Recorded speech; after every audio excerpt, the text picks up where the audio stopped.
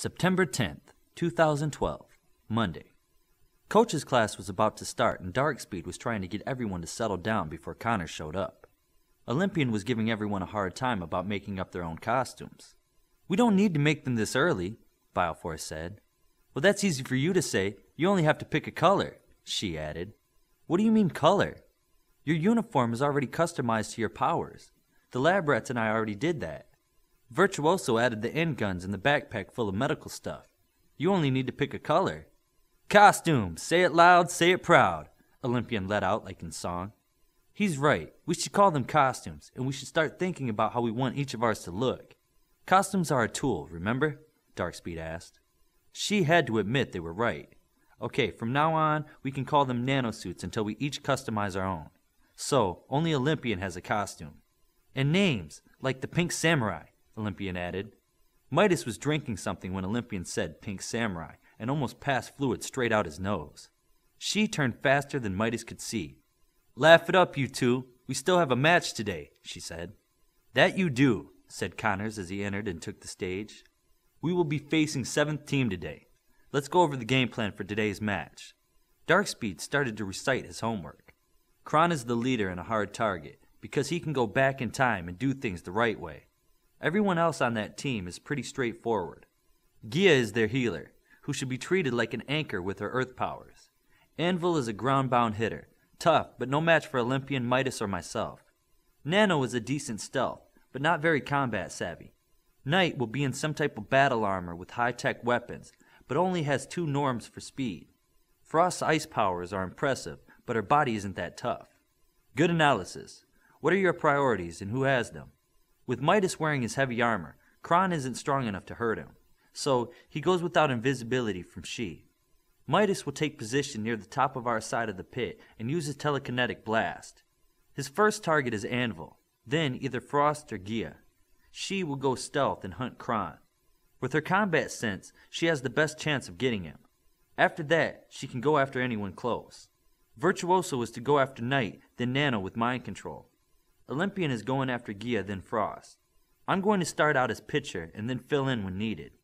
Bioforce? Bioforce will target Nano. That shrink too small to see things she does won't keep Bioforce from sensing her life force, Darkspeed answered. And what are you going to do for an opening?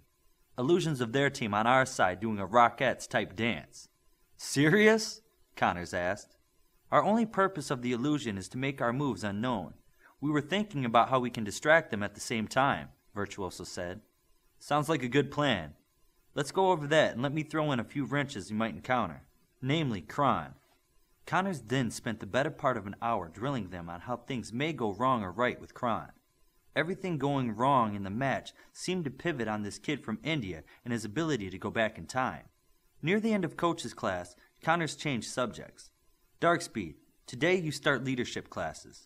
During specialty class, you and Saber will no longer be going to other specialty classes. Report outside this building like you normally would, and your class will start from there. Who will teach the first leadership class? Darkspeed asked. I will, Connors answered. So the beginning may be some review for you, but it'll pick up pretty fast. Cool. Finally, I get to feel like I know what I'm doing, Darkspeed thought. The rest of you get to your classes. Darkspeed found Saber, who had already heard the news. Saber was looking forward to leadership classes as much as Darkspeed. Connors came and took all the leaders back to a lecture room. Connors looked out at the 8 leaders staring back at him. I should have put a sign above the door coming in here. He held his hands out like reading a banner. Abandon all hope of ignorance, ye who enter here.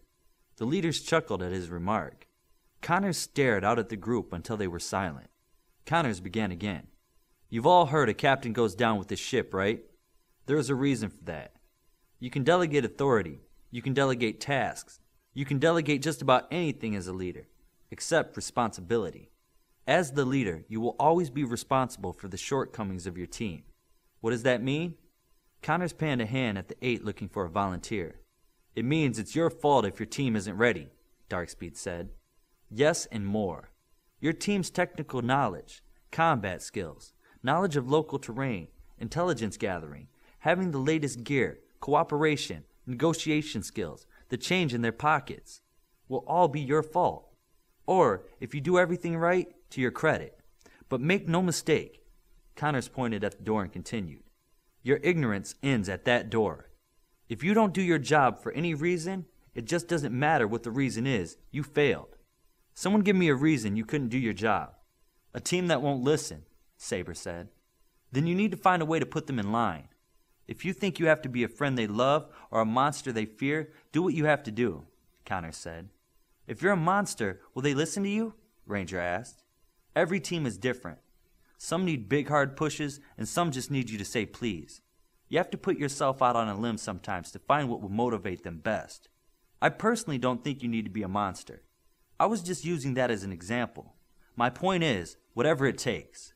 Connors pulled out a dry erase marker and headed to the whiteboard in front of the room. Let's go over some basic leadership styles and what kind of people they motivate. You may need to wear more than one hat at first, but once someone gets used to doing their job, you should be able to adopt the leadership style that works best for you. Once your team is in line, they won't leave it without reason. That's later.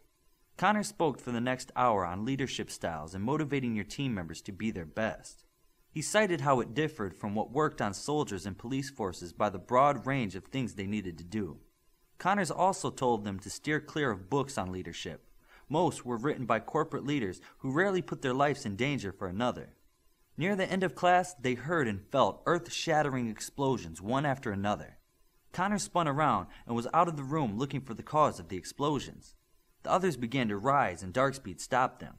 We were not dismissed from class, he said in an even tone that made everyone stop and think.